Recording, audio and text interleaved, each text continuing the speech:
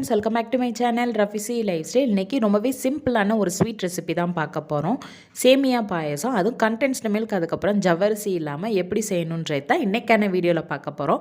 வீடியோக்குள்ளே போகிறதுக்கு முன்னாடி என்னோட சேனலான ரஃபிசி லைஃப் ஸ்டைல் சேனலை நீங்கள் இப்போ தான் முதல் தடவை பார்க்குறீங்கன்னா மறக்காமல் சப்ஸ்கிரைப் பண்ணிக்கோங்க. பக்கத்தில் இருக்கிற பெல் ஐக்கானே கிளிக் பண்ணுங்கள். வாங்க இப்போது வீடியோக்குள்ளே போகலாம். சேமியா பாயசம் செய்கிறதுக்கு சட்டி ஹீட் ஆனதும் ஒரு டேபிள் ஸ்பூன் அளவுக்கு நெய் சேர்த்துக்கலாம். இது பெரிய கரண்டிக்கு நான் 1 டேபிள் ஸ்பூன் சேர்த்துருக்கேன். இதில் முந்திரி, அதுக்கப்புறம் உலர் திராட்சையை வறுத்ததுக்கப்புறம் சேமியாவை போட்டு வறுக்கணுன்றதுக்காக நான் கொஞ்சம் எக்ஸஸாக சேர்த்துருக்கேன். நெய் சூடானதும் எடுத்து வச்சுருக்க முந்திரி, அதுக்கப்புறம் திராட்சைகளை சேர்த்துக்கலாம். லைட்டாக கோல்டன் ப்ரௌன் கலரில் வர்ற வரைக்கும் இது எல்லாத்தையுமே நல்லா ரோஸ்ட் பண்ணி எடுத்துக்கிடுவோம். ஃப்ளேமை நான் நல்லா சிம் பண்ணிட்டேன், ஏன்னா சீக்கிரமாகவே இது அடி பிடிச்சிரும், அது மட்டும் இல்லாமல் கருகிரும் அப்படின்றதுக்காக. ரோஸ்டான முந்திரி எல்லாத்தையுமே எடுத்து வச்சிடலாம். இப்போ அதே மிச்சம் இருக்கிற நெய்யில் 1 டம்ளர் அளவுக்கு வறுத்த சேமியா எடுத்திருக்கேன், அதை சேர்த்துக்குருவோம். உங்ககிட்ட வறுக்காத சேமியா இருந்துச்சுன்னா நீங்கள் லைட்டாக கோல்டன் ப்ரௌன் கலரில் வர்ற வரைக்கும் நல்லா வறுத்து எடுத்துக்கோங்க. இது ஆல்ரெடி ரோஸ்டட் சேமியான்றனால ஒரு 2 நிமிஷத்துக்கு மட்டும் இதை எல்லாத்தையுமே பிரட்டி எடுத்துக்கிட்டாலே போதும். இந்த டம்ளருக்கு 1 டம்ளர் அளவுக்கு நான் எடுத்திருந்தேன். சேமியா எல்லாமே கோல்டன் கலரில் வந்துருச்சு. ஸோ இப்போ சேமியா வேக வைக்கணுன்றதுக்காக ஒரு 1/2 டம்ளர் அளவுக்கு மட்டும் தண்ணி சேர்க்கலாம். தண்ணி சேர்க்கும் போது கேஸை சிம் பண்ணிக்கோங்க. ஸோ சேமியா எல்லாமே நல்லா வெந்து வரணும், அதுக்காக தான் இந்த தண்ணி இப்போ சேர்த்துருக்கேன் நான்.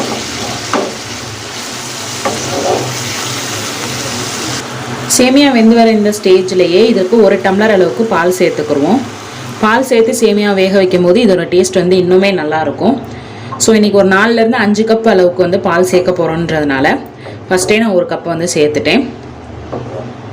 சேமியா வந்து இன்னும் கொஞ்சம் நல்லா வேக வேண்டியது இருக்குன்றனால இதை லைட்டாக மிக்ஸ் பண்ணி விட்டுட்டு இதுக்கு சிம்மில் வச்சு மூடி போட்டுடலாம். ஒரு 10லேருந்து 15 நிமிஷத்துக்குள்ளக்க சேமியா எல்லாமே வெந்துடும். ஒரு 10 மினிட்ஸ் ஆயிடுச்சு. சேமியா பாயசத்துக்கு சேமியா வெந்துருச்சான்னு சொல்லிட்டு பார்த்துடலாம். இதை ஒரு தடவை நல்லா மிக்ஸ் பண்ணி விட்டுக்குருவோம். சிம்லேயே வச்சு வேக வச்சிங்கனாலே இது சீக்கிரமாகவே வெந்துடும். ஸோ இப்போ இதை நம்ம வந்து டேஸ்ட் பண்ணி பார்த்துடலாம் வெந்துருச்சான்ட்டு.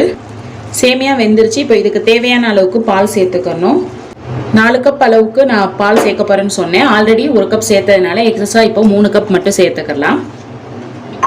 ஸோ பால் சேர்த்துட்டு இதை எல்லாத்தையும் மிக்ஸ் பண்ணி விட்டுட்டு இது லைட்டாக கொதிச்சதுக்கப்புறமா இதுக்கு தேவையான அளவுக்கு சுகர் சேர்த்துக்கிறோம். சுகரோட கண்டென்ட் வந்து உங்களோட விருப்பத்தை பொறுத்து தான். ஒரு சில பேர் வந்து நிறையா சாப்பிடுவாங்க, ஒரு சில பேர் வந்து கரெக்டான அளவில் தான் சுகர் வந்து போட்டு சாப்பிடுவாங்க. ஸோ உங்களுக்கு எந்த அளவுக்கு சுகர் தேவைப்படுதோ அந்த அளவுக்கு மட்டும் நீங்கள் சேர்த்துக்கிறலாம். இதை லைட்டாக ஒருக்கா மிக்ஸ் பண்ணி விட்டுட்டு ஒரு கொதிச்சதுக்கப்புறம் இதுக்கு தேவையான அளவுக்கு சுகர் சேர்க்கணும். ஸோ மில்க்குமே வந்து நல்ல கண்டிஷனுக்கு வரணும். இன்றைக்கி நான் சேர்க்குற சேமியா பாலில் வந்து கண்டென்ஸ்டு மில்க் எதுவுமே சேர்க்காம நான் வந்து செய்கிறேன்.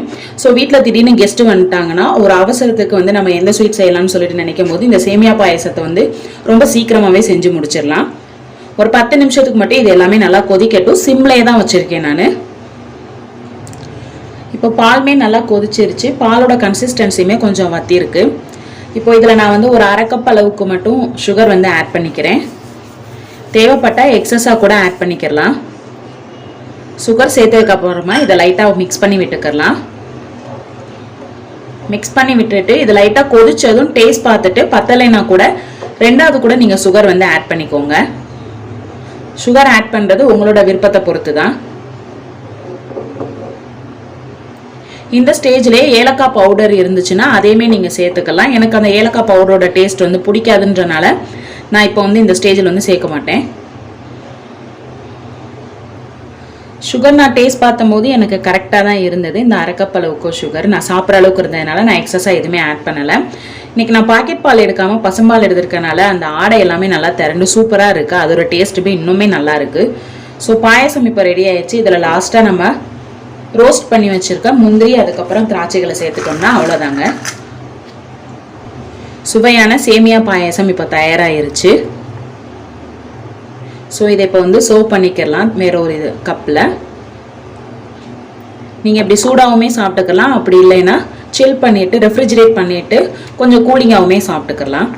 அவ்வளோதாங்க, ரொம்பவே டேஸ்டான ரொம்ப சிம்பிளான ரெசிபியான சேமியா பாயசம் ரெடி ஆயிருச்சு. டேஸ்ட் பண்ணி பார்த்தோமோ இதோட டேஸ்ட் வந்து ரொம்ப நல்லா இருந்தது. இந்த ரெசிபியை உங்கள் வீட்டில் செஞ்சு பார்த்துட்டு எப்படி வந்துச்சுன்னு சொல்லிட்டு எனக்கு கமெண்ட்டில் மென்ஷன் பண்ணுங்கள். இது உங்கள் ரஃபிசி லைஃப் ஸ்டைல். இந்த வீடியோ உங்களுக்கு பிடிச்சிருந்துச்சுன்னா லைக் பண்ணுங்கள், ஷேர் பண்ணுங்கள். ரஃபிசி லைஃப் ஸ்டைல் சேனலை சப்ஸ்கிரைப் பண்ணுங்கள். பக்கத்தில் இருக்கிற பெல் ஐக்கானை கிளிக் பண்ணுங்கள். தேங்க்யூ.